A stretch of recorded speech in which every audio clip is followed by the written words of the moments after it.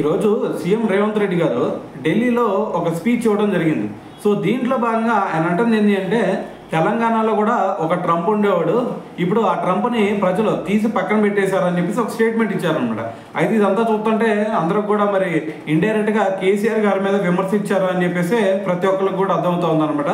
అయితే అది పక్కన పెట్టేస్తే ఇప్పుడు ఆయన ఇటువంటి స్టేట్మెంట్ ఇవ్వడానికి అసలు మెయిన్ రీజన్ ఏంది భయ్యా అంటే, ఆయన ఒకటే చెప్తున్నారు, ఇప్పుడు ఎవరైనా సరే ఒక కంట్రీలో అవ్వచ్చు, ఒక స్టేట్లో అవ్వచ్చు, ఎవరైనా సరే ఇష్టారాజ్యంగా మరి పరిపాలన చేస్తే ఖచ్చితంగా వాళ్ళు ట్రంపే అవుతారని చెప్పేసి దీని గురించి మాట్లాడడం జరిగిందనమాట.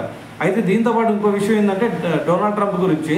ఇప్పుడు డొనాల్డ్ ట్రంప్ తీసుకుంటున్నటువంటి ప్రతి నిర్ణయం కూడా అమెరికాకే నష్టం చేకూరుతూ ఉంటే, సో మరి త్వరలోనే మేము కూడా హైదరాబాద్కి మరి స్టాన్ఫర్డ్ అదేవిధంగా హార్వర్డ్ యూనివర్సిటీలు కూడా మేము ఆహ్వానిస్తున్నాం అని చెప్పేసి మరి సీఎం రేవంత్ రెడ్డి గారు అయితే దీని గురించి మాట్లాడడం జరిగిందనమాట.